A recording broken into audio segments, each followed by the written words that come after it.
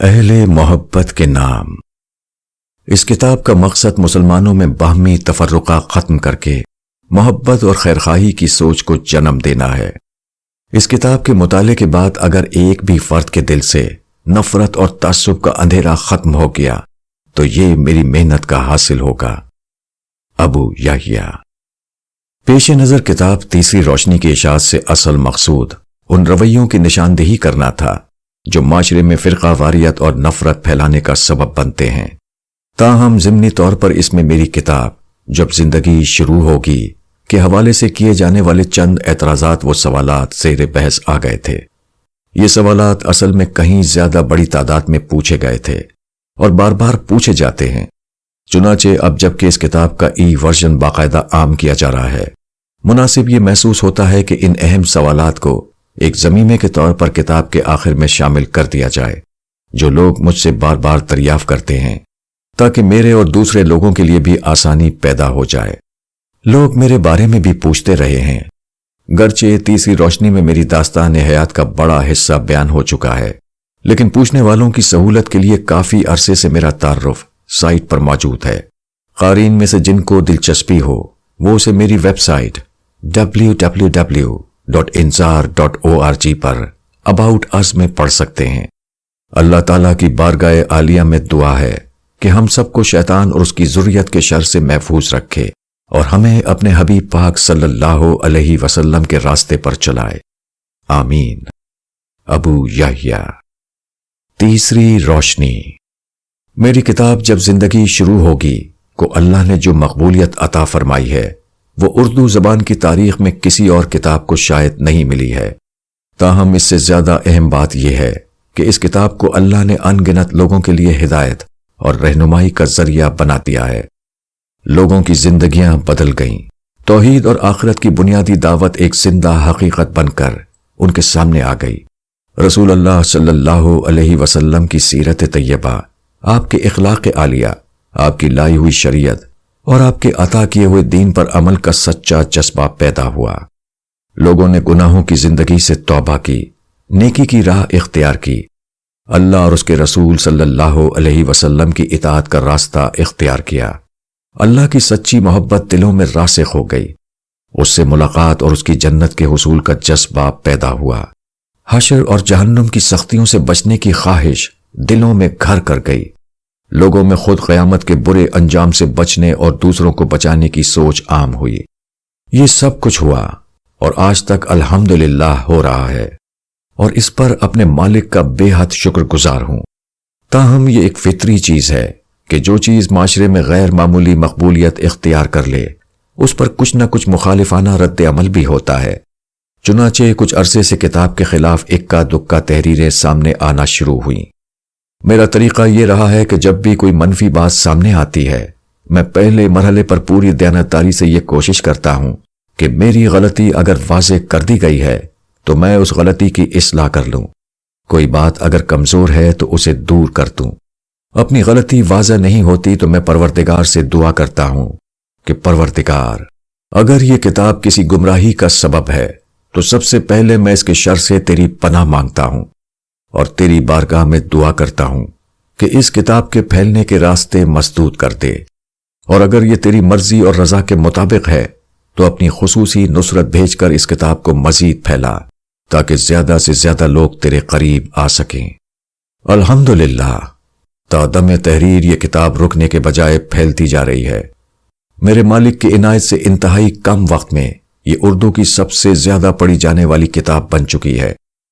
ہر مخالفانہ تحریر کے بعد میں یہی دعا کرتا ہوں اور ہر دفعہ کتاب پہلے سے زیادہ پھیل جاتی ہے۔ اس ضمن میں ایسے ایسے واقعات میرے سامنے آئے ہیں کہ دل تو چاہتا ہے کہ انہیں بیان کروں، مگر شاید اس میں خود ستائی کا عنصر نہ داخل ہو جائے، اس لیے اس سے صرف نظر کر کے میں اصل بات کی طرف آتا ہوں۔ پچھلے دنوں بعض حضرات نے کتاب کے خلاف باقاعدہ مہم شروع کر دی۔ ایسے میں قارئین اور احباب کی طرف سے یہ مطالبہ شدت کے ساتھ سامنے آیا کہ میں اس کا کچھ جواب لکھوں۔ میں اس طرح کی منفی چیزوں کا جواب لکھنے کو وقت کا ضیاع تصور کرتا ہوں۔ جو قلم ایمان و اخلاق کی دعوت کے فروغ کے لیے وقف ہو اس کی حفاظت اللہ تعالیٰ خود فرماتے ہیں، مزید یہ کہ منفی سوچ رکھنے والوں کے پاس کبھی الفاظ ختم نہیں ہوتے۔ آپ ان کی غلطی کتنی ہی واضح کر دیں، وہ ہر بات کے جواب میں ایک نئی اور غیر متعلقہ بحث چھیڑ دیں گے۔ اب یا تو انسان خاموش ہو کر اپنا مثبت کام کرتا رہے، یا پھر طے کر لے کہ اسے سارے کام چھوڑ کر ایسے لوگوں کو گھر تک پہنچانا ہے۔ پہلی صورت میں منفی پروپیگنڈا پھیلتا چلا جاتا ہے اور ایمان کی دعوت کو سخت نقصان پہنچتا ہے، اور دوسری صورت میں انسان کے پاس اپنے اصل کام یعنی دعوت دین کو کرنے کا وقت ہی نہیں رہتا۔ اس وقت بھی صورتحال یہ ہے کہ میں اپنی زندگی کی سب سے بڑی تصنیف قرآن کا مطلوب انسان پر نظر ثانی کر رہا ہوں۔ یہ کتاب یعنی قرآن کا مطلوب انسان امت کے علمی ذخیرے میں انشاءاللہ ایک منفرد اضافہ ہوگا، جس میں قرآن و حدیث کے صحیح ترین الفاظ میں لوگ یہ جان لیں گے کہ وہ کیا اعمال ہیں جو اللہ اور اس کے رسول صلی اللہ علیہ وسلم کو مطلوب ہیں۔ جنت اور جہنم کا دار و مدار دراصل کن چیزوں پر ہے، دین کی اصل ترجیحات اور اس کے بنیادی مطالبات کی نوعیت کیا ہے۔ مگر ایسے میں یہ مسئلہ شدت کے سامنے آ گیا اور میں تذبذب کا شکار ہو گیا کہ کیا کروں۔ ایسے حالات میں میں اپنے مالک کے سامنے سجدہ ریز ہو گیا۔ اس آقا کا میں کس منہ سے شکر ادا کروں کہ ہمیشہ کی طرح اس نے اس گنہگار کی لاج رکھی اور ایک ایسی چیز کی طرف میری رہنمائی کر دی جو انشاءاللہ العزیز اس معاشرے سے تعصب اور فرقہ واریت کو جڑ سے اکھاڑ کر پھینک دے گی۔ اللہ نے مجھ پر یہ بات واضح کر دی ہے کہ میں ایک حقیر انسان ہوں جس کے کام کے دفاع کی نہ کوئی ضرورت ہے اور نہ کوئی اہمیت ہے۔ البتہ یہ بات بہت اہم ہے کہ اس معاشرے سے فرقہ واریت اور گروہی تعصب ختم ہو۔ در حقیقت یہ وہ چیزیں ہیں جو لوگوں کو انبیاء اور رسل کا بھی دشمن بنا دیتی ہیں۔ یہ ایسا مرض ہے جو اپنے مریض کو پروردگار کے غضب میں مبتلا کر دیتا ہے۔ اس مرض کے شکار لوگ تعصب میں اندھے ہو کر وقت کے نبی کو بھی قتل کر دیتے ہیں۔ انہی چیزوں کی بنا پر آج بھی یہ صورتحال ہے کہ کون سا معروف عالم اور کون سا مکتبہ فکر اور مسلک نہیں جس کے بارے میں مخالف گروہ کی طرف سے کفر اور گمراہی کا فتویٰ نہیں ہے۔ ہمارے ہاں آج کفر و ضلالت کے فتووں سے لے کر بے گناہ انسانوں اور علماء کرام کے قتل جیسے سنگین جرائم کے پیچھے بھی گروہی تعصب اور فرقہ واریت کا یہی مرض ہے۔ تاہم اس مرض کے پھیلنے کی بنیادی وجہ یہ ہے کہ جو لوگ یہ سارے کام کر رہے ہوتے ہیں وہ اللہ اور اس کے حبیب صلی اللہ علیہ وسلم کے نام پر کھڑے ہوتے ہیں۔ ایک عام آدمی نیک دلی کے ساتھ ان کے پیچھے جاتا ہے اور فرقہ واریت اور تعصب کی زنجیروں سے خود کو جکڑتا چلا جاتا ہے۔ وہ ایمان و اخلاق کی دنیا کی بدترین جرائم کا ارتکاب کرتا ہے اور سمجھتا ہے کہ وہ کوئی دینی خدمت سر انجام دے رہا ہے۔ اس کے پاس کوئی ایسا معیار ہی نہیں ہوتا کہ وہ جانچ سکے کہ جن کو وہ رہنما سمجھ کر ان کے پیچھے ہو لیا ہے وہ کس طرح غلط ہو سکتے ہیں۔ مگر الحمدللہ پروردگار کی عنایت اور مالک کے کرم سے اس کا یہ عاجز بندہ اب تمام مسلمانوں کے سامنے ایک کسوٹی پیش کرنے کی سعادت حاصل کر رہا ہے، جس کی مدد سے لوگ یہ جانچ سکیں گے کہ کون سچا ہے اور کون جھوٹا، کون رب کی طرف بلا رہا ہے اور کون اپنے تعصبات کا اسیر ہے، کون شیطان کے مشن کی تکمیل کر رہا ہے اور کون انبیاء علیہم السلام کا جانشین ہے، کون ہدایت پر ہے اور کون گمراہی پھیلا رہا ہے۔ گویا قرآن کا مطلوب انسان سے قبل میں یہ واضح کرنے کی سعادت حاصل کر رہا ہوں کہ قرآن کا نامطلوب انسان کیا ہوتا ہے۔ پیش نظر تالیف میں کچھ ایسے واضح اور روشن اصول لوگوں کے سامنے رکھ رہا ہوں جن کی بنیاد پر ایک عام آدمی ہر طرح کے کنفیوژن سے بالاتر ہو کر صحیح و غلط کا فیصلہ کر سکے گا۔ کتاب کے آخر میں میری بعض دیگر تحریریں شامل ہیں جو جب زندگی شروع ہوگی کے حوالے سے سامنے آنے والے کچھ اہم سوالات کا جواب بھی دیتی ہے اور ساتھ میں کچھ ایسے رویوں پر بھی توجہ دلاتی ہیں جو نفرت اور تعصب پھیلانے کا باعث بنتے ہیں۔ میری ہر مسلمان سے جو اس بات پر یقین رکھتا ہے کہ ایک روز اسے میدان حشر میں پیش ہو کر اپنے اعمال کا جواب اس طرح دینا ہے کہ خدا کے غضب سے بچانے کے لیے اس روز کوئی نہیں آئے گا، یہ درخواست ہے کہ وہ ایک بار اس تحریر کو اول تا آخر پوری توجہ سے پڑھے، اور جب کبھی اس کے پاس کسی بھی نقطۂ نظر، مسلک، کتاب، عالم اور فرد کے خلاف نفرت پھیلانے والا مواد سامنے آئے تو وہ ان اصولوں کی روشنی میں ان کا تجزیہ کر لے۔ مجھے یقین ہے کہ یہ عمل اسے قیامت کی ایک بہت بڑی ذلت اور رسوائی سے محفوظ کر دے گا۔ اللہ تعالیٰ سے دعا ہے کہ وہ اس کاوش کو اپنی بارگاہ میں قبول فرما کر امت میں اتحاد اور یکجہتی کا ذریعہ بنا دے۔ اپنی تصنیف کے خلاف پروپیگنڈا کرنے والوں کے لیے میں اللہ تعالیٰ کی بارگاہ میں ہدایت کے لیے دعا کرتا ہوں۔ میرے دشمن یہ لوگ نہیں، شیطان ملعون ہے، شیطان گمراہی کے اندھیروں کا پجاری ہے۔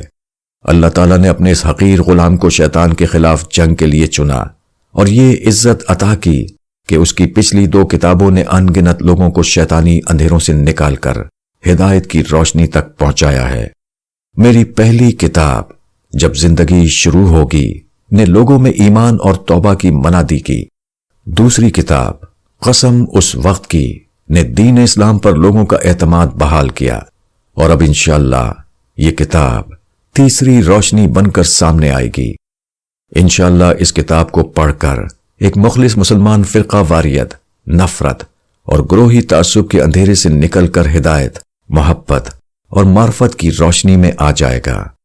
مسلمانوں میں اتحاد پیدا ہوگا اور مسلمان مل کر ہدایت کی اس روشنی سے دنیا کو منور کریں گے جو ان کے پاس ان کے محبوب پیغمبر علیہ السلام کی امانت ہے۔ باقی جو لوگ اپنے تعصبات کی قید سے نکلنا ہی نہیں چاہتے تو اللہ سے دعا گو ہوں کہ ان کے شر سے مجھے اور ہر مسلمان کو محفوظ رکھے۔ بندہ عاجز ابو یحییٰ۔ فرقہ واریت اور تعصبات کی وجوہات۔ جب اطمینان اضطراب میں بدل جائے۔ ایک عام انسان دین کو اپنی قلبی سکون کے لیے اختیار کرتا ہے۔ بے شک دین اسلام میں ایسی تاثیر ہے کہ وہ اپنے قبول کرنے والوں کو سکون دیتا ہے۔ اللہ کی یاد اور پیغمبر علیہ السلام کی زندگی، سیرت اور اخلاق عالیہ میں ایسا اطمینان ہے کہ انسان زندگی کی ہر مشکل کو ہنس کر جھیل جاتا ہے۔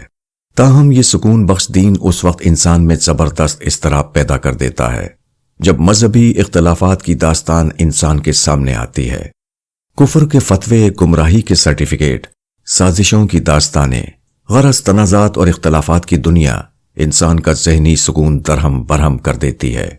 جن شخصیات کو انسان معتبر سمجھتا ہے وہ غیر معتبر ہو جاتی ہیں۔ جس نقطۂ نظر کو انسان باعث نجات سمجھتا ہے وہ گمراہی اور ضلالت قرار پاتا ہے۔ جس راستے کو انسان نجات کا راستہ سمجھتا ہے وہ عذاب کا راستہ بن جاتا ہے۔ جس منزل کو وہ جنت کا نشان سمجھتا ہے وہ جہنم کی کھائی نظر آنے لگتی ہے۔ ایسے میں انسان کسی خاص نقطۂ نظر کا اسیر ہے تو اپنے نقطۂ نظر کے خلاف 2 سطریں پڑھنا بھی اس کے لیے باعث اذیت ہو جاتا ہے۔ ایسے میں اپنے بڑوں کی طرف سے اسے آسان ترین راستہ یہ بتایا جاتا ہے کہ صرف ہماری بات سنو، ہمارے علاوہ ہر شخص گمراہ ہے۔ چنانچہ انسان صرف اپنے نقطۂ نظر کی باتیں سنتا اور پڑھتا ہے اور اسی میں خوشی محسوس کرتا ہے۔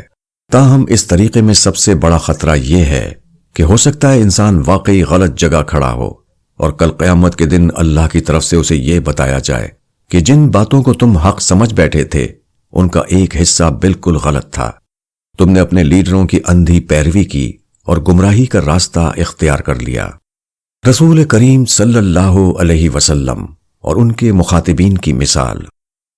اس سلسلے کی سب سے نمایاں مثال خود حیات طیبہ میں ملتی ہے۔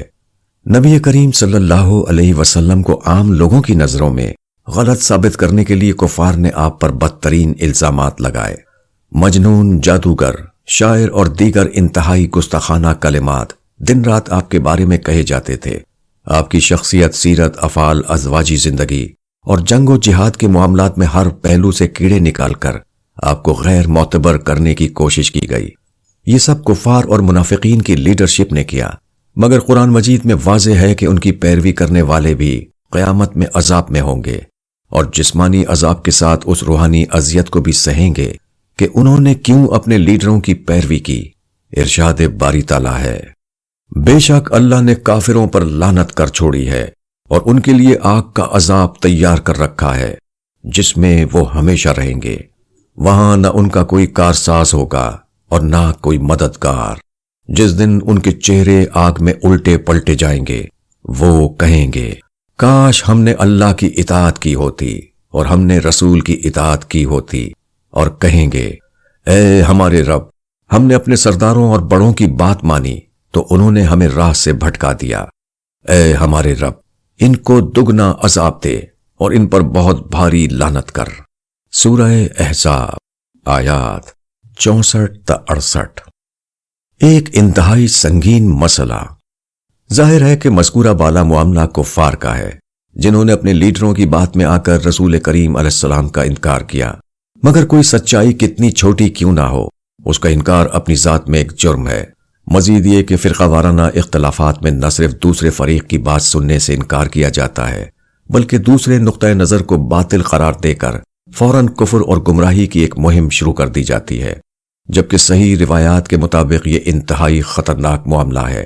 ارشاد نبوی ہے، تم میں سے کوئی آدمی جب اپنے بھائی کو کافر کہے تو دونوں میں سے اس کا مستحق بن جاتا ہے، یا تو وہی سننے والا کافر ہوتا ہے جیسا کہ کہنے والا اسے کہتا ہے، یا پھر سننے والا نہیں ہے تو پھر یہ کہنے والے پر پلٹ آئے گا۔ بخاری رقم 5752۔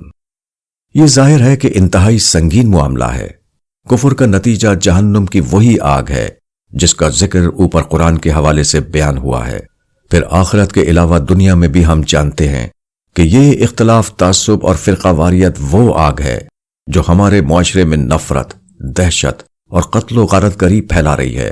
ان کے علاوہ یہ پڑھے لکھے اور باشعور لوگوں کو دین سے دور کرنے کا سبب بن رہی ہے۔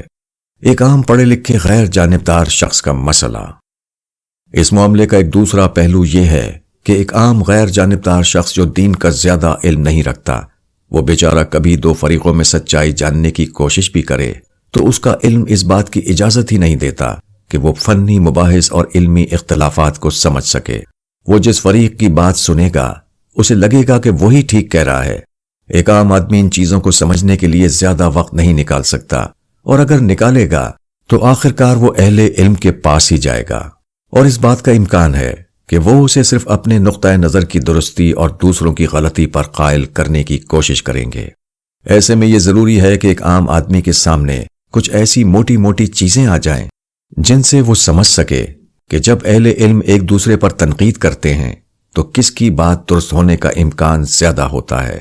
وہ کون سے غیر جانبدارانہ اصول ہیں جو کسی شخص کے تعصب کو بھڑکائے بغیر، اس کے نقطہ نظر کو چیلنج کیے بغیر اس کے سامنے وہ معیار رکھ سکتے ہیں، جن کی بنیاد پر وہ اپنے لیڈروں کے دعووں کو پرکھ سکے، تاکہ کل قیامت کے دن اللہ تعالیٰ جب اس سے سوال کرنا شروع کریں تو وہ یہ نہ کہے کہ ہم نے اپنے لیڈروں کی پیروی کی تھی، جو انہوں نے کہا وہ ہم نے مان لیا، بلکہ وہ اپنے شعوری علم کی بنیاد پر جواب دے۔ ہم کسی طور اس جواب دہی سے روز قیامت بچ نہیں سکتے۔ ایمان لانے کی آزمائش اگر غیر مسلموں کے لیے ہے تو سچائی کو سمجھنے اور اس کا انکار نہ کرنے کی ذمہ داری ایک مسلمان کی بھی ہے۔ فرقہ واریت اور گروہی تعصب کی وجوہات۔ ذیل میں کچھ ایسے نمایاں اصول بیان کیے جا رہے ہیں جو اس معاملے میں ایک عام آدمی کی بھرپور رہنمائی کریں گے کہ مذہبی اختلافات کی شکل میں کون سا نقطہ نظر درست ہو سکتا ہے اور کون سا غلط۔ 1. فرع اور اصل کا فرق۔ اللہ کا انسانیت پر خصوصی کرم یہ ہے کہ اس نے ختم نبوت کے بعد ہدایت کو باقی رکھنے کا بھرپور اہتمام کیا ہے۔ اللہ تعالیٰ کا انسانیت پر خصوصی کرم یہ ہے کہ اس نے ختم نبوت کے بعد ہدایت کو باقی رکھنے کا بھرپور اہتمام کیا ہے۔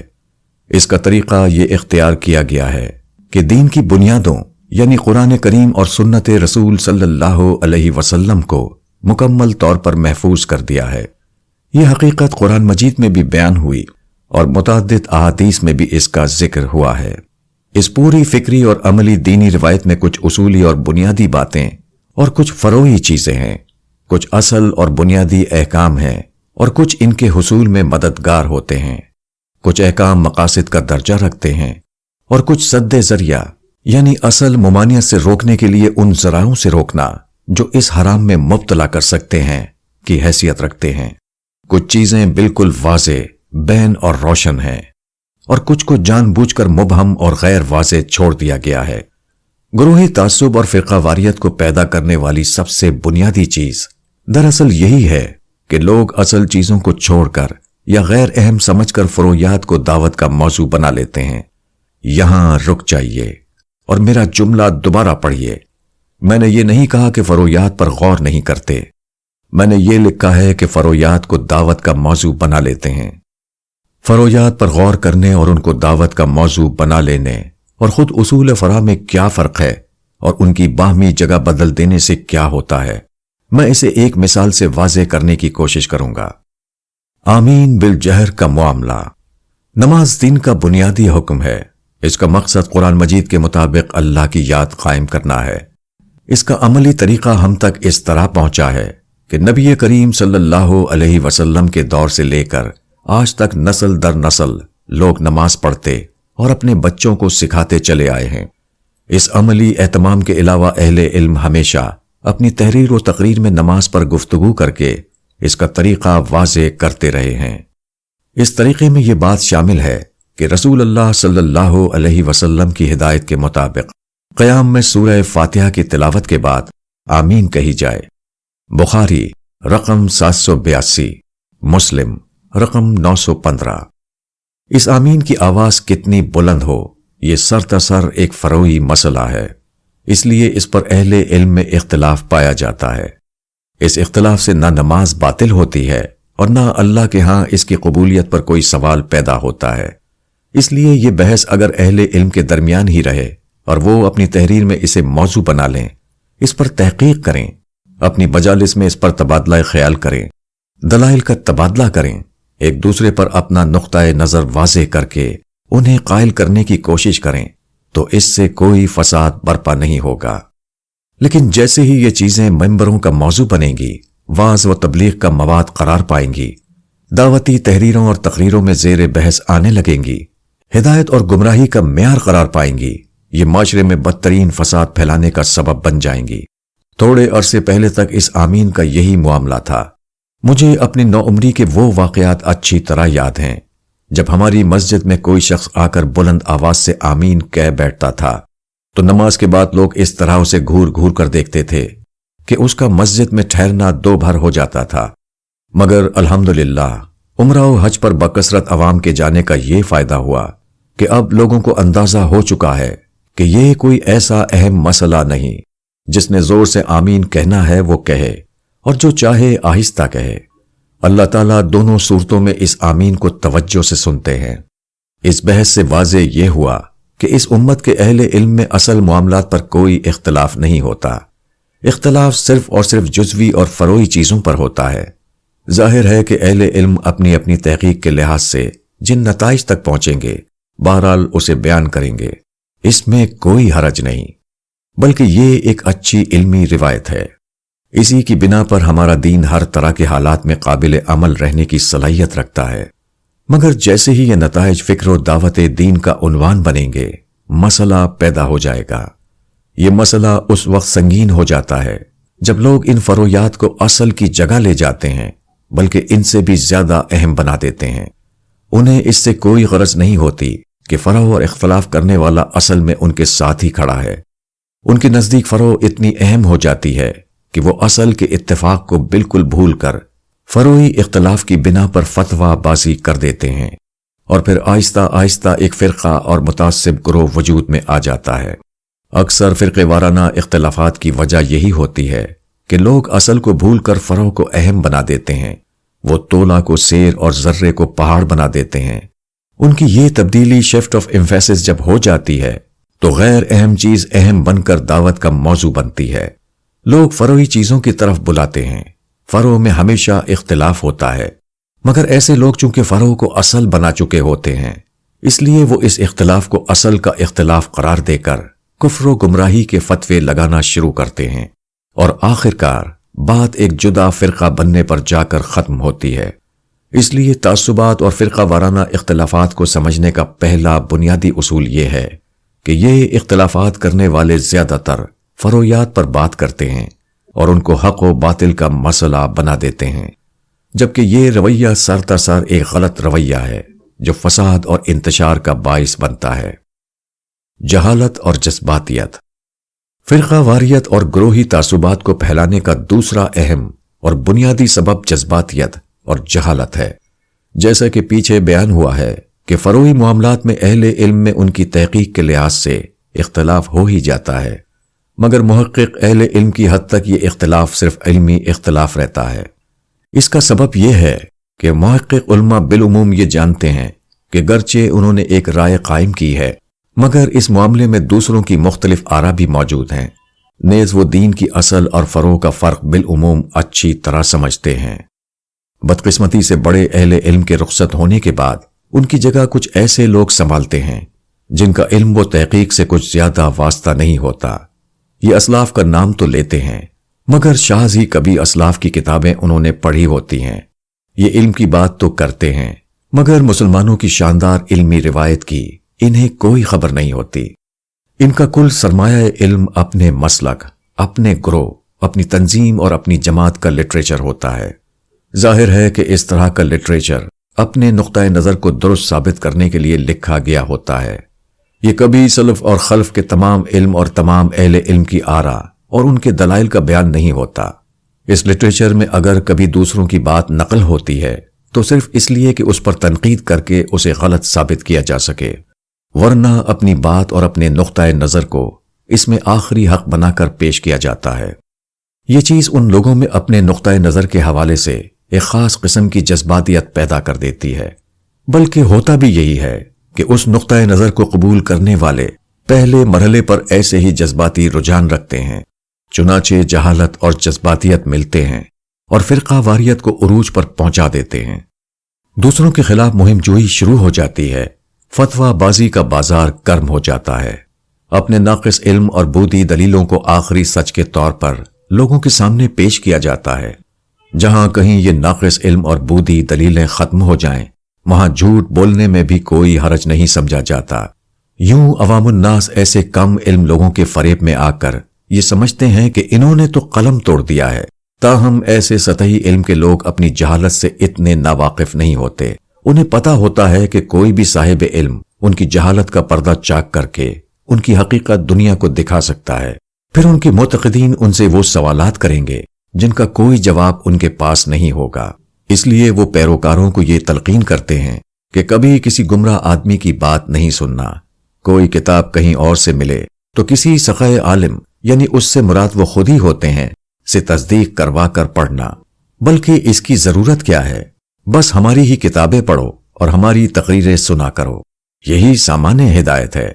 کاش یہ لوگ جانتے کہ یہ تلقین کفار مکہ نبی کریم صلی اللہ علیہ وسلم کے مقابلے میں اپنے لوگوں کو کرتے تھے کہ معاذ اللہ اس مجنون جادوگر کی بات نہ سنو، گمراہ ہو جاؤ گے۔ اس گفتگو کو ایک سچے واقعے پر ختم کر رہا ہوں۔ یہ واقعہ میرے جاننے والے دو بزرگوں کا ہے، دونوں معروف اور بڑے عالم ہیں، اس لیے ان کا نام نہیں لکھ رہا، لیکن امید ہے کہ قارئین اسے پڑھ کر تھوڑا سا مسکرائیں گے ضرور۔ واقعہ یوں ہے کہ ایک بڑے صاحب علم سے وابستہ ایک نوجوان جب کسی دوسرے بڑے عالم کی کتابیں پڑھنے لگے تو انہوں نے اس نوجوان کو سمجھایا کہ تم اس شخص کی کتابیں نہ پڑھو۔ نوجوان نے پوچھا کہ کیوں نہ پڑھوں؟ جواب ملا، تم ابھی چھوٹے ہو، گمراہ ہو جاؤ گے۔ نوجوان حاضر جواب تھا، فوراً جواب دیا، جی میں آپ کے پاس آیا تھا تو اس سے بھی چھوٹا تھا۔ خلاصہ یہ کہ تعصب اور فرقہ واریت پھیلانے والے لوگ یا تو کم علم ہوتے ہیں یا جذبات کے مارے ہوتے ہیں۔ صاحبان علم اور جذبات پر قابو رکھنے والے اہل علم ہمیشہ ایسی چیزوں سے دور رہتے ہیں۔ 3. غیر اعلانیہ نبوت۔ غیر اعلانیہ نبوت کیا ہوتی ہے؟ اسے جاننے کے لیے نبوت کی حقیقت سمجھنا ضروری ہے۔ نبوت اس بات کا نام ہے کہ اللہ تعالیٰ ایک انسان کا انتخاب کر کے اس پر وحی اتارتے ہیں اور اسے اپنا نمائندہ بنا کر دنیا کے سامنے کھڑا کر دیتے ہیں۔ پھر وہ خود نہیں بولتا بلکہ اس کی زبان حق ترجمان سے عالم کا پروردگار کلام فرماتا ہے، اسی لیے اس کے کلام میں یقین ہوتا ہے، ادعا ہوتا ہے، اعتماد ہوتا ہے۔ وہ لوگوں تک حق پہنچاتا ہی نہیں، ان کے حق و باطل پر ہونے کا فیصلہ بھی سنا دیتا ہے۔ وہ ایک دنیاوی چیز کو دین بناتا ہے تو وہ ہر چیز عین دین بن جاتی ہے۔ وہ ایک عین دینی عمل کو غیر مطلوب قرار دے دیتا ہے تو وہ دین کے دائرے سے نکل جاتی ہے۔ دین میں اس کی اطاعت لازمی ہے، اس کا عمل حجت ہے، اس کی بات حتمی ہے، اس کی رائے قطعی ہے۔ وہ ماننے والوں کو حق سمجھاتا نہیں، اسے منواتا بھی ہے۔ اس کا راستہ سچائی کو پانے کا واحد راستہ ہوتا ہے، اس کے سوا ہر راستہ گمراہی کا راستہ ہے۔ نبی سے اختلاف نہیں کیا جا سکتا، اس کا انکار کفر ہوتا ہے، اس کا فیصلہ حق ہوتا ہے، اس کا حکم آخری ہوتا ہے۔ یہ صرف اس کا حق ہوتا ہے اور اسی کی ذمہ داری ہے کہ وہ لوگوں کے کفر، ضلالت اور گمراہی کا کھل کر اعلان کر دے۔ اس راہ میں وہ کسی کی پرواہ کرتا ہے اور نہ کسی کا خوف کھاتا ہے۔ نبی یہ سب کرتا ہے اور اس لیے کرتا ہے کہ اللہ تعالیٰ براہ راست اسے یہ کرنے کا حکم دیتے ہیں۔ یہ مقام اور منصب کبھی بھی کسی صورت میں اور کسی قیمت پر کسی اور کو حاصل نہیں ہو سکتا، خاص طور پر ختم نبوت کے بعد اس کا کوئی سوال ہی نہیں ہے۔ اب ہر شخص ایک طالب علم ہے، وہ دین سیکھے گا اور سمجھائے گا، وہ حق سمجھے گا اور پہنچائے گا، مگر اس سے اختلاف کیا جا سکتا ہے، اس کے خلاف رائے دی جا سکتی ہے، اس کے راستے کے سوا دوسرا راستہ اختیار کیا جا سکتا ہے۔ ہمارا رویہ اپنے ناقص علم کی بنیاد پر دوسروں کا فیصلہ۔ بدقسمتی سے ہمارے لوگ یہ بھول جاتے ہیں کہ وہ نبی نہیں ہے۔ وہ خود کو جو بھی سمجھیں مگر بہرحال انسان ہے۔ وہ حق و باطل کا فیصلہ نہیں سنا سکتے، وہ دوسروں کے کفر و ضلالت کا فیصلہ نہیں سنا سکتے، اس لیے کہ نبی کی طرح انہیں اللہ تعالیٰ کی طرف سے کوئی عصمت اور کوئی تحفظ حاصل نہیں ہے۔ ان کی رائے غلط ہو سکتی ہے، ان کا فہم باطل ہو سکتا ہے، ان کی تحقیق غیر مستند ہو سکتی ہے، ان کا اجتہاد خطا ہو سکتا ہے، ان کی فکر حالات اور زمانے سے متاثر ہو سکتی ہے، ان کی سوچ خواہشات و تعصبات کی اسیر ہو سکتی ہے، ان کے جذبات ان کی عقل پر غالب آ سکتے ہیں۔ انہیں یہ حق ہے کہ پورے اعتماد اور پورے یقین کے ساتھ اپنی بات لوگوں کے سامنے پیش کریں، مگر اسے دین بتانے کے بجائے اپنی رائے کے طور پر پیش کریں، نبی کی طرح اسے حق بنا کر پیش نہ کریں۔ انہیں یہ حق ہے کہ جس چیز کو غلط سمجھتے ہیں اسے غلط کہیں، مگر ساتھ میں دلیل دیں اور اس بات کو قبول کرنے کے لیے تیار رہیں کہ امکانی طور پر ان کی اپنی بات ہی غلط ہو سکتی ہے۔ پھر سب سے اہم بات جو یاد رکھنی چاہیے کہ اختلاف کرنے کا جو کچھ ان کا حق ہے وہ آراء کے بارے میں ہو سکتا ہے، کسی فرد کے بارے میں وہ کوئی رائے نہیں دے سکتے، اس لیے کہ جس شخص کی غلطی انہوں نے دریافت کی ہے وہ ممکن ہے کہ اخلاص کے ساتھ اس نتیجہ فکر تک پہنچا ہو۔ ایسی صورت میں نبی کریم صلی اللہ علیہ وسلم کا فیصلہ ہے کہ قیامت کے دن کسی معاملے میں حکم لگانے والا یعنی اگر علم اور اخلاص کے ساتھ یہ کام کرے تو غلطی کی صورت میں بھی اپنے اخلاص کی بنا پر ایک اجر کا حقدار ہوگا۔ بخاری رقم 7352، مسلم رقم 1716۔ ایسے کسی شخص کے متعلق مہم جوئی کرنا، اس کے کفر و ضلالت کے فتوے دینا، اس کی علمی آراء کی بنیاد پر اسے غیر ملکی ایجنٹ ثابت کرنا اس کے ایمان پر براہ راست حملہ ہے، اور اس کی سزا نبی پاک صلی اللہ علیہ وسلم نے یوں بیان کی ہے کہ جو کفر کا الزام لگائے گا وہ یا تو سچا ہے یا پھر خود اپنا ایمان کھو دیتا ہے۔ حضرت ابن عمر رضی تعالیٰ عنہ کا بیان ہے کہ نبی کریم صلی اللہ علیہ وسلم نے ارشاد فرمایا، جب کوئی آدمی اپنے بھائی کو کافر کہتا ہے تو ان دونوں میں سے کوئی ایک اس کفر کے الزام کا مستحق بن جاتا ہے۔ بخاری رقم 5752، 5753، مسلم رقم 60۔ اس کا سبب بالکل سادہ ہے، وہ یہ کہ کوئی انسان کسی دوسرے انسان کی نیت نہیں جان سکتا، وہ اس کا دل چیر کر نہیں دیکھ سکتا، وہ اس کے ذہن کے اندر نہیں اتر سکتا۔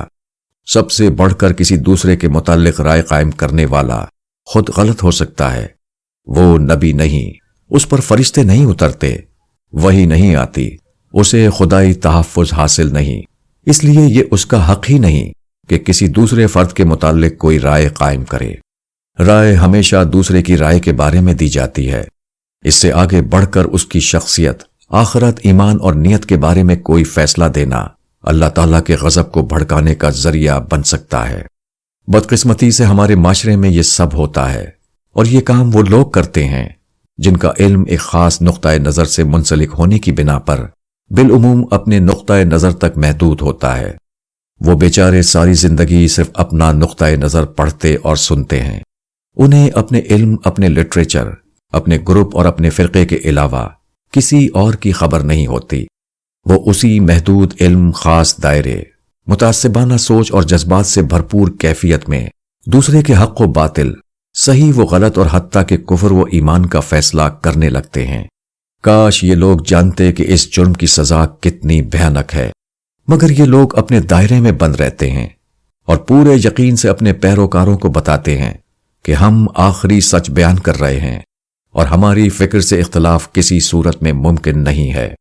پھر وہ آگے بڑھتے ہیں اور اختلاف کرنے والے کے کفر اور پھر اس کے قتل کا فتویٰ دینے لگتے ہیں۔ یوں خدا کی دھرتی ان کے تعصبات کے سبب ظلم اور فساد سے بھر جاتی ہے اور معصوم لوگوں کی جان و مال آبرو برباد ہونے لگتی ہے۔ نبی کریم صلی اللہ علیہ وسلم کا فیصلہ۔ عام لوگوں کو یہ بات اچھی طرح سمجھ لینی چاہیے کہ انسان جب تک انسان ہے اور سوچ رہا ہے وہ اختلاف کرے گا۔ تمام اختلافات کا حتمی فیصلہ صرف قیامت کے دن اللہ تعالیٰ کرنے کے مجاز ہیں۔ انسان جب تک دنیا میں ہے تحقیق کریں گے، تخلیق کریں گے، رائے قائم کریں گے، اس پر نظر ثانی کریں گے۔ یہ صرف نبی ہوتا ہے جو نہ تحقیق کرتا ہے، نہ تفکر کرتا ہے اور نہ ذاتی تعصبات کی بنا پر کوئی رائے قائم کرتا ہے۔ وہ اللہ سے پا کر فیصلہ سناتا ہے۔ کوئی اور یہ کرنے کی کوشش کرے گا تو وہ غیر اعلانیہ نبوت کرے گا، وہ جھوٹی نبوت کرے گا۔ جھوٹی نبوت ہمیشہ فرقہ واریت، تعصب اور فساد پیدا کرتی ہے، جبکہ سچی نبوت جو اب صرف خاتم الانبیاء والمرسلین محمد مصطفیٰ صلی اللہ علیہ وسلم کی نبوت ہے، ہمیشہ امن، احترام، صلاح اور خیر پیدا کرے گی۔ اس نبوت کا فیصلہ ہے جسے نبی کریم صلی اللہ علیہ وسلم نے حجۃ الوداع کے موقع پر یوں بیان فرمایا: تمہارے یعنی مسلمانوں کے خون، اموال اور عزتیں ایک دوسرے پر حرام ہیں۔ اس دن یعنی عرفہ، اس شہر یعنی ذوالحجہ اور اس شہر یعنی مکے کی حرمت کی مانند کیا میں نے تم تک بات پہنچا دی؟ صحابہ کرام نے بیک آواز عرض کیا: جی ہاں۔ اس موقع پر آپ نے مزید ارشاد فرمایا: دیکھو میرے بعد دوبارہ کافر نہ بن جانا کہ آپس میں ایک دوسرے کی گردنیں مارتے پھرو۔ مزید ارشاد فرمایا: مسلمان کو گالی دینا فسق ہے اور اس سے قتال کرنا کفر ہے۔ مسلمان وہ ہے جس کے ہاتھ اور زبان سے دوسرا مسلمان محفوظ رہے۔ جس نے ہم مسلمانوں پر ہتھیار اٹھایا وہ ہم میں سے نہیں۔ تم میں سے کوئی اپنے بھائی کی طرف ہتھیار سے اشارہ نہ کرے، اسے کیا معلوم کہ شاید شیطان اس کے ہاتھ سے ہتھیار کو گرا دے یا چلا دے تو مسلمان کو قتل کرنے کی وجہ سے وہ جہنم کے ایک گڑھے میں جا گرے۔ جب دو مسلمان اپنی تلواریں لے کر ایک دوسرے سے لڑ پڑیں تو وہ دونوں جہنم میں جائیں گے۔ صحابہ نے دریافت کیا کہ اے اللہ کے رسول، ایک تو قاتل ہے اس لیے جہنم میں جائے گا، لیکن مقتول کا کیا قصور؟ فرمایا: اس لیے کہ اس نے اپنے مسلمان ساتھی کے قتل کا ارادہ کیا تھا۔ تم میں سے کوئی آدمی جب اپنے بھائی کو کافر کہے تو دونوں میں سے ایک اس کا مستحق بن جاتا ہے، یا تو وہی سننے والا کافر ہوتا ہے جیسا کہ کہنے والا اسے کہتا ہے، یا پھر سننے والا نہیں ہے تو پھر یہ کہنے والے پر پلٹ آئے گا۔ ہم نے یہ ساری روایات صحیح بخاری سے لی ہیں اور یہ واضح کرتی ہیں کہ لوگوں کا اختلاف ذاتی نوعیت کا ہو یا مذہبی نوعیت کا، اسے کسی صورت جان، مال، آبرو اور ایمان و نیت کی طرف نہیں کرنا چاہیے۔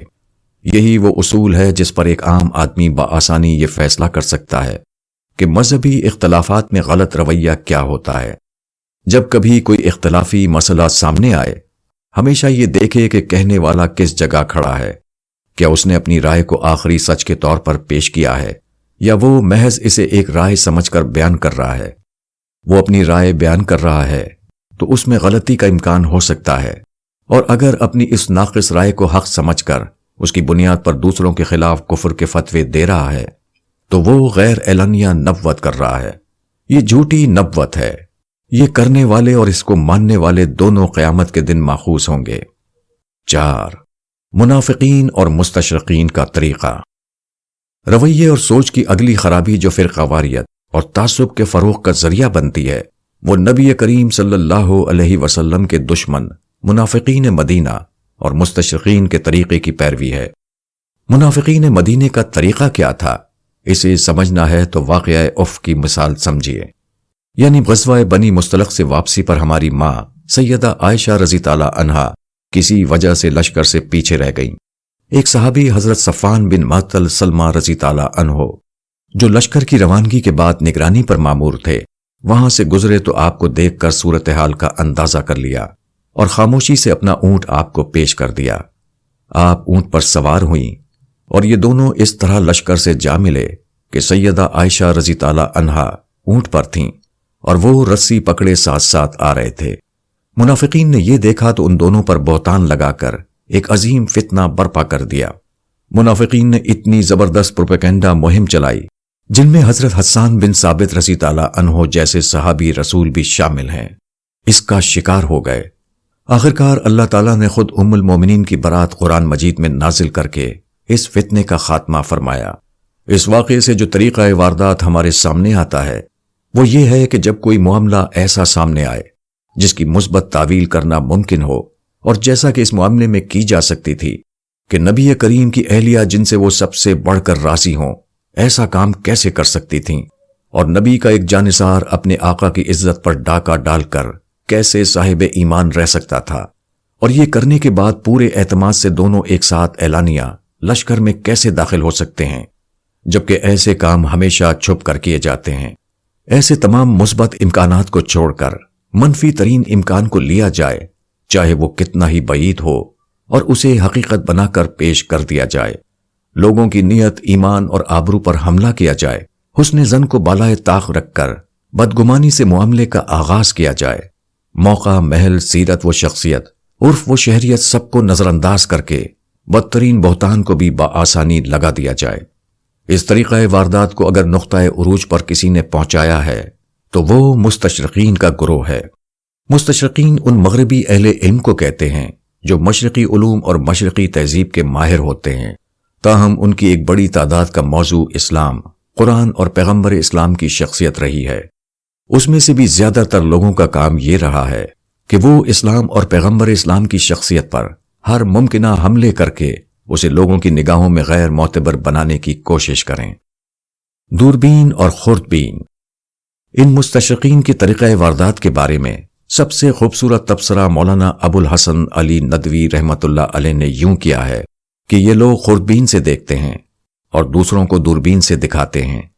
مطلب یہ کہ ان کا مطمع نظر اسلام اور پیغمبر اسلام میں صرف خامیاں ڈھونڈنا ہوتا ہے۔ اس مقصد کے لیے وہ چھوٹی چھوٹی چیزوں کو اٹھاتے اور دوسروں کو یہ چیزیں بہت بڑی اور اہم بنا کر دکھاتے ہیں۔ اس کی ایک بڑی مثال رسول اللہ صلی اللہ علیہ وسلم کی شادیاں ہیں۔ رسول اللہ صلی اللہ علیہ وسلم نے 25 سال تک کی عمر مکے کے شہر میں، جہاں زنا کرنا کوئی مسئلہ نہ تھا، نہ کوئی جرم، انتہائی پاک دامنی کے ساتھ گزاری۔ پھر ایک شریف اور باعزت خاتون حضرت خدیجہ رضی تعالی عنہا سے نکاح کیا، جو عمر میں بڑی تھیں، اور بڑی وفاداری اور محبت سے ان کے ساتھ 25 سال گزارے۔ پھر یہ سب عرب کے اس قبائلی نظام میں رہ کر کیا جہاں دوسری شادی کوئی مسئلہ تھی، نہ اس میں کوئی رکاوٹ حائل تھی۔ 40 سال کی عمر میں پیغمبر بننے کے بعد آپ کی حیثیت اتنی غیر معمولی ہو چکی تھی کہ ایک اشارے پر ماننے والے اپنی بہنوں اور بیٹیوں کے نکاح کے لیے حاضر تھے، مگر آپ نے پوری جوانی نکال دی اور سیدہ کی وفات تک کوئی اور شادی نہ کی۔ ان سارے حقائق کو نظر انداز کر کے مستشرقین محض شادیوں کی تعداد کو بنیاد بنا کر ایسی فتنہ انگیزی کرتے ہیں کہ غیر مسلموں کو تو چھوڑیے، خود مسلمانوں کا ایمان متزلزل ہو جاتا ہے۔ یہی فتنہ پردازی سیدہ عائشہ رضی تعالی عنہا سے شادی اور سیدہ زینب رضی تعالی عنہا کے نکاح کے حوالے سے کی جاتی ہے۔ اس معاملے میں جو غلاظت ان کے قلم اور زبان سے نکلتی ہے اسے ایک مومن کا قلم نقل کرنے کی ہمت بھی نہیں رکھتا۔ یہی معاملہ رسول اللہ صلی اللہ علیہ وسلم کے جہاد کے حوالے سے کیا جاتا ہے۔ مثلاً بنو قریظہ کو جنگ خندق کے موقع پر بدعہدی اور دشمنوں سے سازباز کے جرم میں یہ سزا دی گئی کہ ان کے تمام مردوں کو قتل اور تمام عورتوں بچوں کو لونڈی غلام بنا لیا گیا۔ یہ فیصلہ رسول اللہ صلی اللہ علیہ وسلم کا نہیں تھا، بلکہ ان کے حلیف حضرت سعد بن معاذ رضی تعالی عنہ کا تھا، جنہوں نے یہودیوں کو اپنی شریعت یعنی تورات کے قانون کے مطابق یہ فیصلہ کیا تھا۔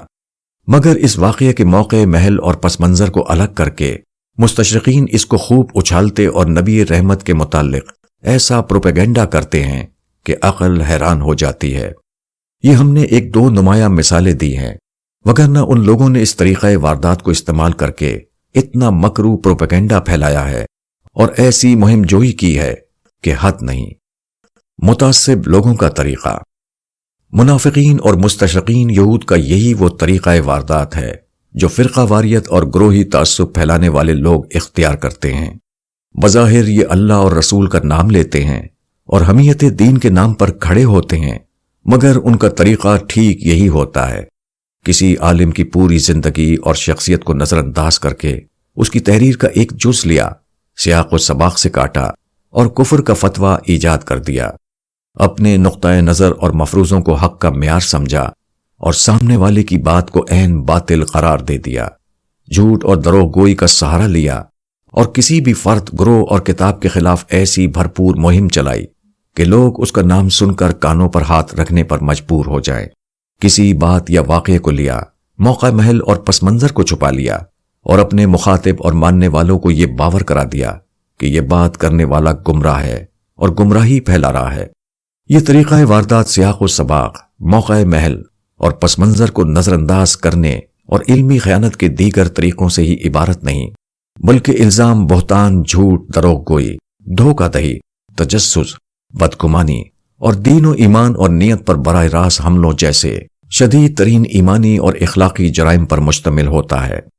ایسے لوگوں کی نیت اور مقصد اگر دین کی حفاظت ہوتا تو کبھی یہ ممکن نہیں تھا کہ یہ لوگ مسلمہ دینی اور اخلاقی حد کو پامال کر کے دین کا دفاع کرتے۔ ان لوگوں کا معاملہ یہ ہوتا ہے کہ یہ خدا کے دین کی بات کرتے ہیں مگر دین ہی کی بنیادی حدود کو پامال کرتے ہیں۔ یہ نبی کا نام لیتے ہیں مگر نبی کے طریقے اور ہدایات کو بھول جاتے ہیں۔ یہ عشق رسول کا دم بھرتے ہیں مگر اخلاق رسول سے آخری درجے میں عاری ہوتے ہیں۔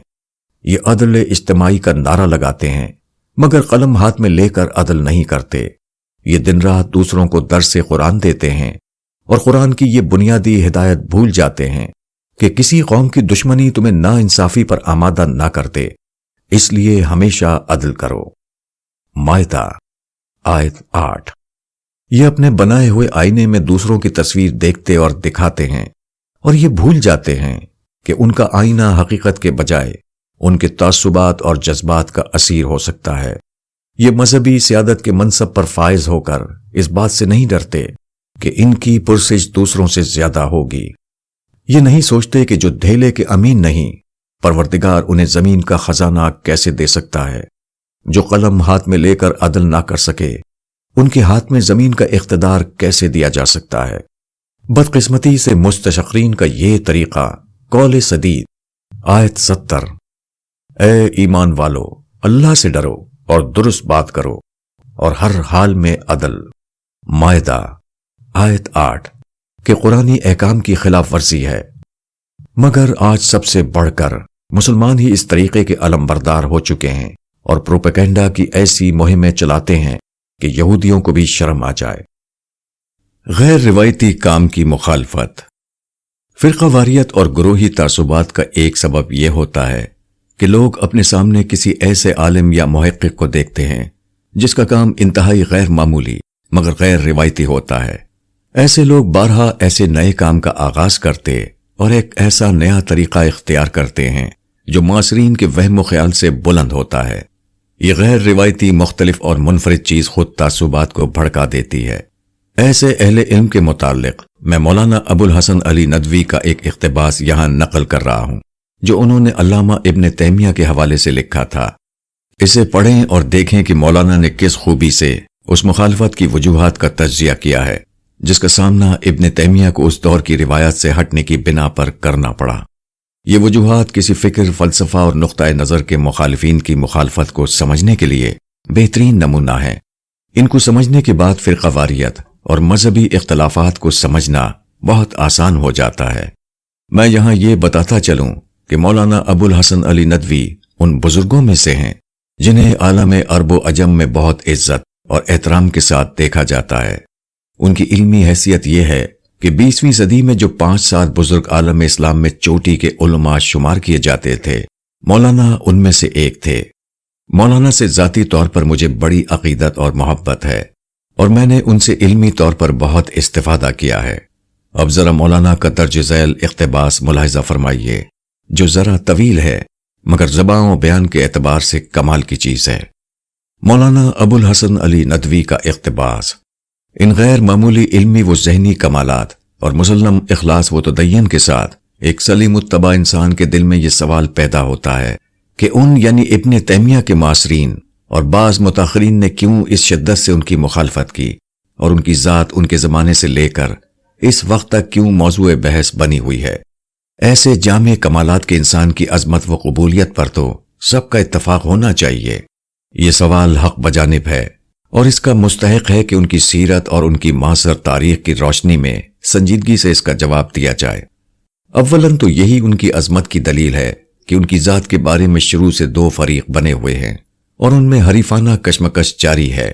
تاریخ میں جو شخصیتیں بہت ممتاز، غیر معمولی اور خارق العادات کمالات کی حامل ہیں، ان کے بارے میں ہمیشہ سے یہی طرز عمل رہا ہے کہ ایک گروہ ان کے معتقدین کا بن گیا ہے جو ان کی تعریف میں غلو اور مبالغے سے کام لیتا ہے، دوسرا گروہ ناقدین و مخالفین کا ہے جو ان کی تنقید بلکہ تنقیص میں انتہا پسند اور غالی نظر آتا ہے۔ عظیم الشان اور غیر معمولی شخصیتوں کے بارے میں تاریخ کا یہ ایک ایسا مسلسل اور متواتر تجربہ ہے کہ بعض فلسفہ تاریخ اور نفسیات عظمت و عبقریت کے مبصرین نے اس کو قاعدہ کلیہ اور شرط عظمت و عبقریت قرار دیا ہے۔ ابن تیمیہ کی ذات میں ان کے معاصرین کے لیے سب سے بڑا ابتلاء اور امتحان یہ تھا کہ وہ اس زمانے میں اور اس نسل کے عام ذہنی و علمی سطح سے بلند تھے۔ اپنے زمانے کی سطح سے بلند ہونا ایک نعمت خداداد اور ایک قابل رشک کمال ہے، مگر اس کمال کی صاحب کمال کو بہت بڑی قیمت ادا کرنی پڑتی ہے۔ وہ صاحب کمال اپنے معاصرین کی طرف سے ایک مسلسل ابتلاء اور آزمائش میں رہتا ہے، اور وہ معاصرین اس صاحب کمال سے زندگی بھر ایک مصیبت اور زحمت میں مبتلا رہتے ہیں۔ وہ اس کی تازگی فکر، بلندی نظر، قوت اجتہاد کا ساتھ نہیں دے سکتے، اور اس کے آفاق علم و فکر تک اس کی رسائی نہیں ہوتی، اور وہ ان کے معین و محدود اصلاحات اور مدرسی حدود میں مقید نہیں رہ سکتا۔ وہ علم و نظر کی آزاد فضاؤں اور قرآن و حدیث کی بلند اور وسیع آفاق میں آزادانہ پرواز کرتا ہے۔ ان کا مبلغ علم مقتدین اور اہل درس کی کتابوں کو سمجھ لینا ہوتا ہے۔ وہ واضح علوم اور بہت سے فنون کا مجتہد و مجدد ہوتا ہے۔ غرض مدارک اور استعدادوں کا یہ تفاوت اس کے اور اس کے مخالص معاصرین کے درمیان ایک ایسی کشمکش پیدا کر دیتا ہے کہ یہ گتھی کبھی سلجھتی نہیں، اور وہ کبھی اپنے معاصرین کو مطمئن نہیں کر سکتا۔ ہر زمانے کے صاحب کمال اور مجتہد الفن علماء نے اس کی شکایت کی ہے کہ ان کی تحقیقات اور علوم و مضامین ان کے زمانے کی علمی و نصابی سطح سے بلند اور ان اہل علم کی دسترس سے باہر ہیں جن کی پرواز فکر متداول کتابوں سے آگے نہیں، اور یہی بہت سے اہل علم کی مخالفت کا سبب اور محرک ہے۔ مخالفین کا ایک گروہ اس بنا پر مخالف تھا کہ وہ اپنی غیر معمولی ذہانت و علم، اپنی شخصیت کی دلاویزی اور بلندی کی وجہ سے عوام و خاص میں مقبول اور حکومت کے اشخاص پر حاوی ہوتے جا رہے ہیں، اور ان کے علم و تقریر کے سامنے کسی کا چراغ نہیں جلتا۔ وہ جہاں رہتے ہیں سب پر چھا جاتے ہیں، درس دیتے ہیں تو درس کی دوسری محفلیں بے رونق ہو جاتی ہیں، تقریر کرتے ہیں تو علم کا دریا امٹتا نظر آتا ہے۔ ذہبی نے اس معنی خیز فقرے میں دلوں کی چھپی ہوئی بات کو آشکارا کر دیا ہے، یعنی ایسا معلوم ہوتا ہے کہ وہ تو سمندر سے پانی لیتے ہیں اور دوسرے اکابر علماء چھوٹی چھوٹی نہروں اور نالیوں سے پانی لیتے ہیں۔ ہر زمانے کے علماء بہرحال بشر تھے اور انسانوں ہی کا دل و دماغ اور انسانی احساسات رکھتے تھے، اس لیے کوئی تعجب کی بات نہیں کہ بہت سے لوگوں کے لیے ان کی مخالفت کا موجب یہی احساس کمتری اور انسانی طبیعت کی قدیم کمزوری تھی جس سے بچنا بڑا مشکل کام ہے۔ بہت سے معاصرین کی مخالفت کا ایک قدرتی سبب شیخ الاسلام کی ایک مزاجی خصوصیت بھی تھی جو بہت سے ان اہل کمال میں ہوتی ہے جو غیر معمولی طور پر ذہین، وسیع النظر اور کثیر المعلومات ہوتے ہیں، یعنی طبیعت کی تیزی اور ذکاوت حس جو بعض اوقات ان کو اپنے بعض حریفوں کی سخت تنقید اور ان کے جہل و غباوت اور قلت علم کے اظہار پر آمادہ کر دیتی ہے، اور شدت تاثر میں ان کی زبان سے بعض ایسے الفاظ نکل جاتے ہیں جس سے ان کے اہل علم معاصرین اور ان کے مقتدین و تلامذہ کی دل شکنی اور تحقیر ہوتی ہے، اور ان کے دل میں مستقل نفرت و عناد کے بیج پڑ جاتے ہیں۔ جو علمی و فقہی اصطلاحات، کفر و ضلال کے فتوے اور مسلسل مخالفتوں اور ریشہ دوانیوں کی شکل میں ظاہر ہوتے ہیں۔ مخالفت کا ایک سبب ان کی بعض وہ تحقیقات اور ترجیحات ہیں جن میں وہ متفرد اور مذاہب مشہورہ اور ائمہ اربعہ سے بھی بعض اوقات الگ نظر آتے ہیں، جن لوگوں کی فقہ و خلاف کے تاریخ اور ائمہ مجتہدین کے اقوال و مسائل پر وسیع نظر ہے۔ ان کے لیے تو یہ تفردات کوئی وحشت کی چیز اور ابن تیمیہ کے فضل و کمال کے انکار کا موجب نہیں۔ وہ جانتے ہیں کہ اگر ائمہ مشہورین اور اولیاء مقبولین کے تفردات اور مسائل غریبہ جمع کر دیے جائیں تو یہ تفردات بہت ہلکے اور معمولی نظر آنے لگیں، اور ان لوگوں کا حسن اعتقاد جو تفرد کو مقبولیت اور حقانیت کے منافی سمجھتے ہیں، اور ان کے لیے عظمت و ولایت کی ایک شرط یہ بھی ہے کہ اس کا کوئی قول اور کوئی تحقیق مشہور تحقیقات کے خلاف نہ ہو، متزلزل میں پڑ جائے گا۔ ان کی مخالفت کا ایک قوی سبب یہ تھا کہ انہوں نے اس طرز کلام اور صفات و متشابہات کی تعویل کے اس طریقے کی مخالفت کی جو عقیدہ اشریہ بلکہ عقیدہ اہل سنت کے نام سے موسوم تھا۔ اس وقت تمام عالم اسلام پر اشری العقیدہ علماء و متکلمین کا اثر تھا۔ امام ابن تیمیہ رحمۃ اللہ علیہ کا یہ اختلاف جو خالص علمی بنیادوں پر تھا اور یتبع غیر سبیل المومنین کا مترادف سمجھا گیا۔ مخالفت کا ایک سبب شیخ اکبر محی الدین ابن عربی کی مخالفت ہے۔ بہت سے لوگوں کے نزدیک خصوصاً جو تصوف کا مذاق رکھتے ہیں، ابن تیمیہ کا یہ جرم ناقابل معافی ہے اور ان کے تمام محاسن و کمالات پر پانی پھیر دیتا ہے کہ انہوں نے شیخ اکبر کے مشہور آراء و تحقیقات اور ان کے مسلک و وحدت الوجود کی پرزور تردید کی ہے، اور وہ ان کے مخالفین میں سے ہیں۔ ایک گروہ کو ان کی طرف سے شدید غلط فہمیاں اور مغالطے تھے۔ بعض غیر محتاط و متعصب مصنفین نے ان کی طرف سے ایسے اقوال کی نسبت کی تھی جو عام عقیدہ اہل سنت اور جمہور کے مسلک کے مطابق موجب کفر ہیں، اور بعض ایسے اقوال ان کی طرف منسوب کیے گئے جن سے مقام رسالت میں سوء ادب اور تنقیص کا پہلو نکلتا ہے۔ یہ معاملہ تنہا ابن تیمیہ کے ساتھ نہیں کیا گیا، دوسرے اکابر امت بھی مادنین کی اس سازش کا شکار ہوئے ہیں۔ ان کی طرف نہ صرف ان کے اقوال و عقائد کی نسبت کی گئی جن سے وہ بالکل بری تھے، بلکہ ان کی کتابوں میں ایسے مضامین شامل کیے گئے جو موجب کفر و ضلال تھے۔ ایک قدم اس سے بڑھ کر مستقل کتابیں جو کفریہ اقوال پر مشتمل تھیں تصنیف کر کے ان کی طرف منسوب کر دی گئیں اور ان کی وسیع پیمانے پر اشاعت کی گئی۔ تاریخ دعوت عظیمت جلد دوم 147 تا 158۔ اسلاف کا طریقہ۔ یہ گفتگو اب خاتمے پر ہے، مگر ضروری محسوس ہوتا ہے کہ اس موقع پر یہ بیان کر دیا جائے کہ اختلافات کے معاملے میں اسلاف کا رویہ کیا تھا۔ ہمارے ہاں اسلاف کا نام بہت لیا جاتا ہے، بلکہ مشاہدہ یہ ہے کہ کسی اختلافی مسئلے میں دوسروں کو متون کرنے کے لیے اسلاف سے اختلاف ہی کے نام کو استعمال کیا جاتا ہے، مگر اختلاف رائے پیش آنے کی صورت میں خود اسلاف کا رویہ کیا تھا یہ کم ہی بیان کیا جاتا ہے۔ ہمارے نزدیک اس سلسلے کی سب سے پہلی اور بنیادی بات اس حقیقت کو سمجھنا ہے کہ اسلاف اپنے کسی کام کو حرف آخر نہیں کہا کرتے تھے، نہ انہوں نے کبھی لوگوں کو اس بات سے منع کیا کہ وہ دلیل کی بنیاد پر ان سے اختلاف نہ کریں۔ اس کو سادہ ترین مثال سے یوں سمجھیں کہ اگر ہمارے اسلاف کا یہ طریقہ ہوتا تو امام ابو حنیفہ رحمۃ اللہ علیہ کے بعد فقہ میں کوئی کام نہیں ہو سکتا، نہ امام بخاری رحمۃ اللہ علیہ کے بعد حدیث کی کوئی کتاب مرتب کی جا سکتی ہے۔ امام ابو حنیفہ کے بعد اگر کوئی کام ہوا ہے تو ظاہر ہے کہ اس کا ایک بہت بڑا حصہ ان دیگر ائمہ فقہ کا ہے جو ان سے قدر مختلف اصول رکھتے تھے۔ یہی معاملہ علم حدیث کا ہے، جہاں دیگر محدثین کا زاویہ نظر اور قبولیت حدیث کا معیار امام بخاری سے مختلف تھا۔ یہ اختلاف نہ ہوتا تو حدیث اور فقہ کا ہمارا ذخیرہ بہت محدود ہوتا۔ یہی معاملہ دیگر علوم کا ہے، مگر اس اختلاف کی برکت سے ہمارا علم وسیع ہو گیا۔ ائمہ فن میں اس اختلاف کا سادہ سبب یہ تھا کہ یہ اپنے کام کو ایک علمی کام سمجھتے تھے، کبھی حق قرار نہیں دیتے تھے۔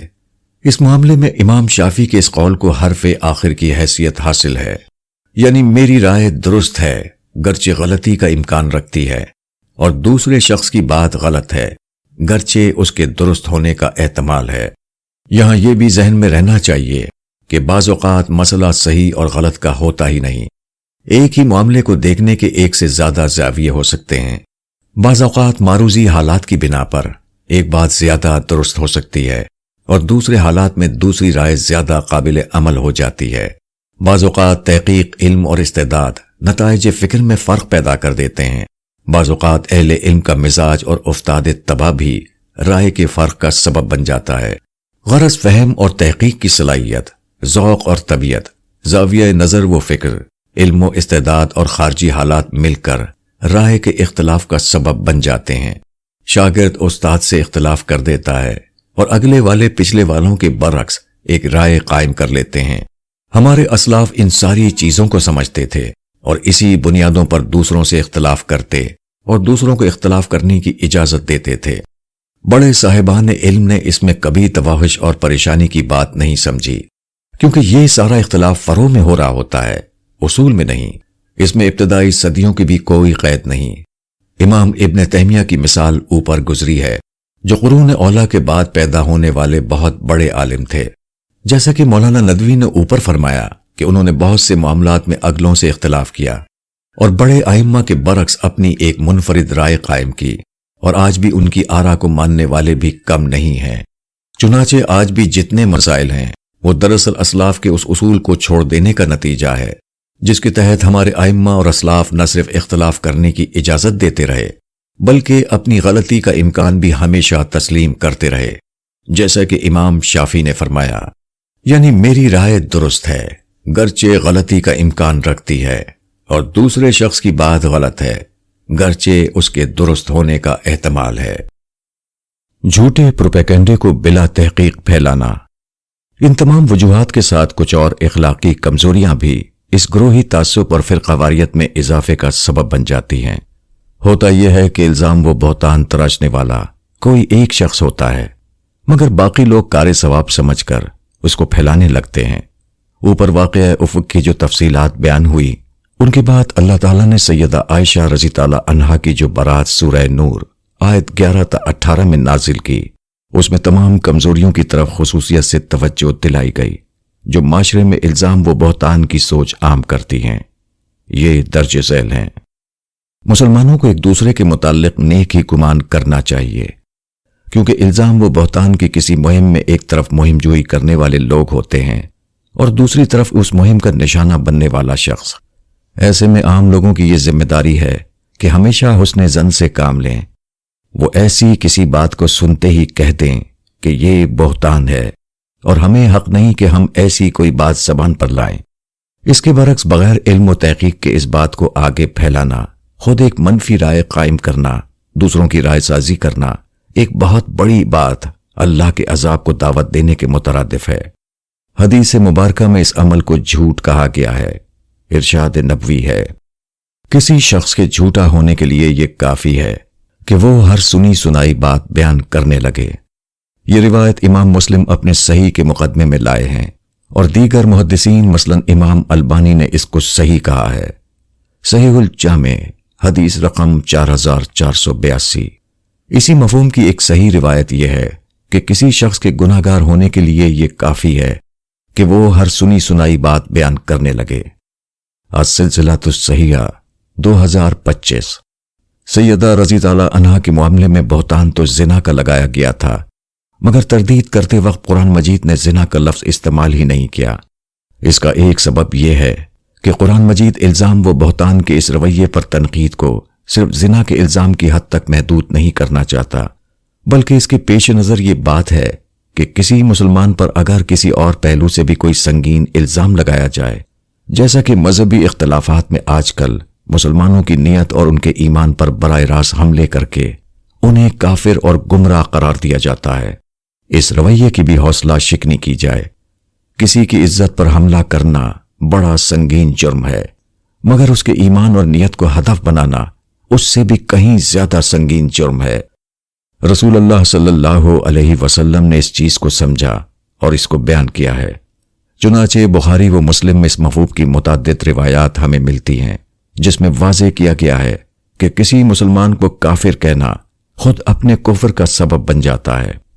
جو لوگ اس وقت الزام لگا رہے تھے ان سے کہا گیا کہ وہ 4 گواہ لے کر آئیں۔ یہ بات عقل عام سے سمجھی جا سکتی ہے کہ زنا چھپ کر کیا جاتا ہے، 4 لوگوں کے سامنے نہیں۔ چنانچہ بہت سے لوگ اس بنا پر قرآن کا مذاق بھی اڑاتے ہیں کہ اللہ نے شرط ہی وہ رکھی ہے جو کبھی پوری نہیں کی جا سکتی، مگر در حقیقت الزام کو ثابت کرنے کے لیے اتنی سخت ترین شرط لگانے کا مقصد ہی یہی ہے کہ معاشرے میں الزام لگانے کی سوچ کو ختم کیا جا سکے۔ جب تک کہ ناقابل تردید ثبوت میسر نہ ہو، کسی بھی شخص کے خلاف کسی پہلو سے زبان نہ کھولی جائے۔ 4 گواہ چونکہ عدالت ہی میں پیش ہو سکتے ہیں، जहां अदालत हर दो फरीक का फैसला और गवाही तलब करके इंसाफ के मुताबिक हुक्म लगाती है। इससे आम लोगों के लिए मजीद यह हिदायत निकलती है कि ऐसे मामलात में वो भी इंसाफ से काम लें। इंसाफ के लिए शर्त है कि दोनों फरीकों का मौक़िफ़ सुना जाए और फिर किसी नतीजे पर पहुंचा जाए। किसी एक फरीक के यकतरफा इल्जामात सुनकर उन इल्जामात को आगे बढ़ाना एक बदतरीन जुर्म है जिसकी रोज़े क़यामत जवाबदेही करनी होगी। शैतान या फरिश्ता। आम लोगों के इस तरह की चीजों में पड़ने का एक बाइस हमारे माशरे की ये नफ्सियाती कमजोरी है कि हम जब किसी इंसान के मुताल्लिक राय कायम करते हैं तो उसे शैतान या फरिश्ते से किसी एक इंतहा पर जरूर पहुंचा देते हैं। हम जिस आलिम से मुतासिर हो जाएं, उसे तकद्दुस और अजमत के उस मकाम पर पहुंचा देते हैं जहां हम बराए बहस ये तो मान सकते हैं कि हमारा इल्म गलती कर सकता है, मगर हमारा पूरा यकीन होता है कि उसने कोई गलती नहीं की है। दूसरी तरफ जिस शख्स के खिलाफ हमारा आलिम और हमारा फिरका महाज खोल दे, हमें यकीन हो जाता है कि ये एक शैतान है जिसमें खूबी का पाया जाना मुमकिन नहीं है। इसका मुकम्मल बाइकआउट करना, इसकी बात सुनने और पढ़ने से इनकार कर देना, इसकी किसी भी अच्छाई का एतराफ करना हमारे लिए नामुमकिन हो जाता है। ऐसा शख्स तौहीद पर भी बात करेगा तो उसमें से भी शर्क निकालेंगे। वो इस्लाम और पैगंबर इस्लाम का दिफा करेगा और हम उसे बातिल मज़ाहिब की खिदमत तसव्वुर करेंगे। वो इस्लाह के लिए उठेगा और हम उसे गैर मुल्की ताकतों का एजेंट करार देकर रद्द कर देंगे। हम ये तसव्वुर करने के लिए तैयार नहीं कि नबी करीम सल्लल्लाहु अलैहि वसल्लम के बाद सब इंसान गलती कर सकते हैं। हर किसी में कमजोरी हो सकती है, मासूम और महफूज कोई नहीं। अपने जिस आलिम को हम हर खता से पाक समझते हैं वो ठोकर खा सकता है, और जिसके शैतान होने का हमें यकीन दिलाया गया है वो एक सच्चा और मुखलिस मुसलमान हो सकता है। यही वो चीज है जो माशरे में नफरत और इंतशार को बढ़ाती चली जाती है। खुलासा ये कि फिरका वारियत और तासुबात पैदा करने वाले लोग अगर इल्जाम व बहतान का तूफान उठाते हैं तो उसे फैलाने की खिदमत अपनी कमजोरियों की बिना पर आम लोग सरंजाम देते हैं, मगर ये सरतासर कुरान व हदीस के खिलाफ वर्जी पर मबनी रवैया है। ये झूठ पर मबनी वो रवैया है कि जो अल्लाह के गज़ब को दावत देता है। इससे बचना हर मुसलमान के लिए जरूरी है।